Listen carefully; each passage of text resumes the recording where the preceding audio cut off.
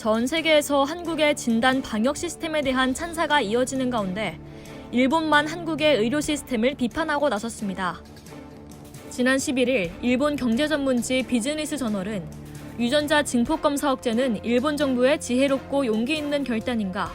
철저한 검사로 의료 붕괴된 한국과 이탈리아라는 제목의 기사를 실었습니다. 이 기사에는 진단 검사를 늘려야 한다는 일본 내 여론에 대해 한국과 이탈리아의 사례를 소개하고 있는데요. 경증도 철저하게 검사를 하면 병상이 꽉 차고 질병 환자를 받아들일 수 없게 되는 등 결국 의료 붕괴를 초래할 것이라며 한국도 대량으로 검사하며 의료 붕괴가 일어났다고 비판했습니다. 무토 마사토시 전 주한 일본 대사도 지난 4일 한국의 진단검사 시스템이 발달해 있지만 의료 붕괴에 가까운 상황을 초래한 것도 사실이라고 지적했습니다. 또한 환자 대부분이 연수원 등에 고립돼 의료인의 관리와 치료를 받지 못하고 있다고 비판했습니다.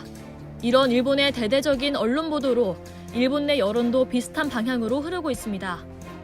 제1교포 3세 일본 최대 IT 기업 소프트뱅크 손정희 회장은 지난 11일 100만 명분의 진단검사를 무료 제공하겠다는 의사를 밝혔습니다. 하지만 결국 비난 여론에 철회하게 됐는데요. 그 배경에도 일본 언론이 비판했던 의료 붕괴 프레임이 있었습니다.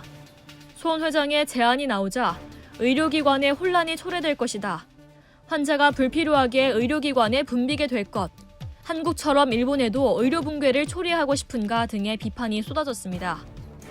한국 출신 규수대학 학생이 고안한 중국발 사태지도 애플리케이션도 예외는 아니었습니다. 지난 9일 야후재팬 뉴스 헤드라인에 이 앱 기사가 올라오자 대다수 일본 네티즌들은 이런 앱은 소문에 따른 피해만 생기고 확산을 막는 데는 도움이 안 된다. 한국에서는 이런 유언비어 앱이 인기라는 건가라는 비판을 했습니다. 일본 정부는 계속해서 중국발 사태 검사 확대가 필요하지 않다는 입장을 유지하고 있습니다. 하지만 일본 정부는 현저하게 적은 검사 수치로 국민들의 불안감이 확산하자 그에 대한 반증을 억지로 한국에서 찾고 있습니다. 일본의 이런 입장이 무색하게도 전 세계에서는 한국의 검사 시스템에 대한 극찬이 연일 계속되고 있습니다. 미국 현지 시간 11일 미국 하원의회 관리개혁위원회 청문회에서 몇몇 하원 의원들은 한국의 검사 시스템을 비교군으로 들고 미국 내 상황을 비판했습니다.